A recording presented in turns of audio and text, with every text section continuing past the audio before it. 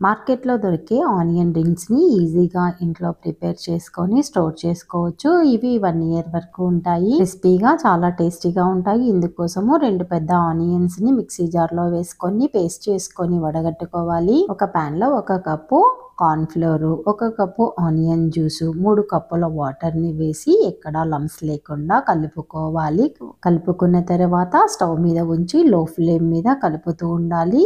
టేస్ట్కి సరిపడినంత ఉప్పును యాడ్ చేసి మిశ్రమం దగ్గర పడేంత వరకు ఉడికించుకొని స్టవ్ ఆఫ్ చేసి వీటిని 2 పార్ట్స్గా చేసుకొని ఒక పార్ట్లో కలర్ వేసుకుంటున్నాను. కలర్ ఇష్టం లేని వాళ్ళు స్కిప్ చేసుకోండి. ఒక పాలిథిన్ కవర్లో వేసి రబ్బర్ బ్యాండ్తో క్లోజ్ చేసి ఎడ్జ్ను కాస్త కట్ చేసుకొని వీడియోలో చూపిస్తున్న విధంగా ఆయిల్ రాసిన ప్లేట్లో రౌండ్ షేప్లోకి ఒత్తుకోవాలి. వీటిని ఎండలో పెట్టుకొని ఎండిపోయిన తర్వాత ఎయిర్ టైట్ బాక్స్లో స్టోర్ చేసుకోవచ్చు. వేయించి చూపిస్తున్నాను చూడండి ఎంత క్రిస్పీగా వచ్చాయో.